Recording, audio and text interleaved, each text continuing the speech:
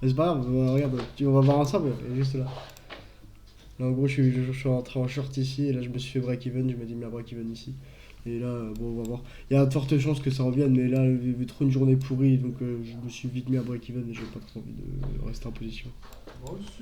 Donc voilà, du coup, un petit trade récap, break-even aujourd'hui, plus 1,52 $ sur le compte, en essayant de prendre un trade de 1 pour de 1,27 R, pas beaucoup, mais ça va. Alors, on va voir ce qui s'est passé ensemble.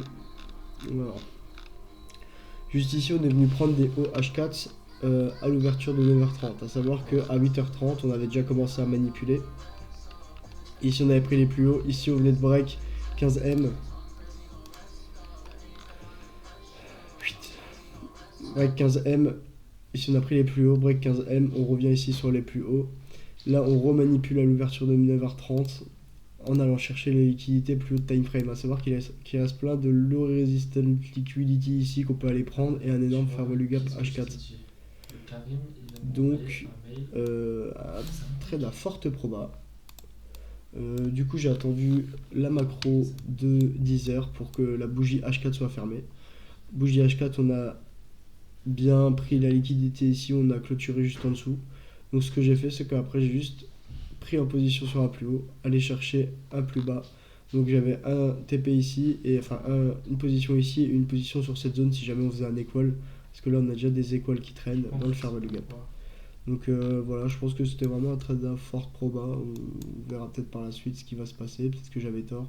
Dans l'idée, moi, mon plan d'aujourd'hui, là, c'était quoi? C'était qu'on clôture H4 avec la création de ce fair value gap et c'est ce qu'on a fait. Et je trouve pas mon pinceau. Il est où mon pinceau? Hop, il est là. Du coup, ici, on a pris les liquidités. On revient chercher plus bas. On réagit dans cette zone. Ici, ouverture H4. On vient reliquider. On vient distribuer. Hop. Jusqu'à ce fair value gap. Fair value gap, on réaccumule des positions parce que dans l'ensemble, on est haussier. Et on peut repartir à la hausse. Dans l'idée, c'était mon plan d'aujourd'hui.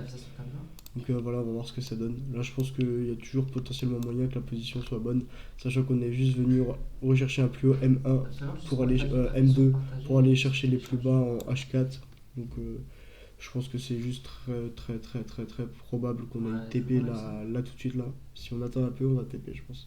C'est pas sûr, ouais, c'est pas. Mais du coup voilà, j'ai préféré ne pas risquer, sachant que là j'ai vu qu'il y avait des news sur le shutdown qui allait sortir. Donc voilà, je voulais pas risquer plus pour aujourd'hui, ça sert à rien.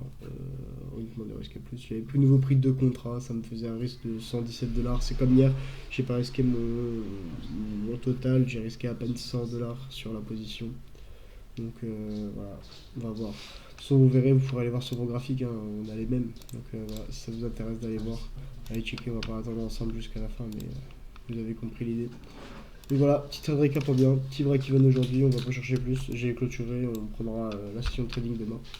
Et sur ce les gars, je vous fais des bisous, on se voit pour le prochain trade récap. Bye bye.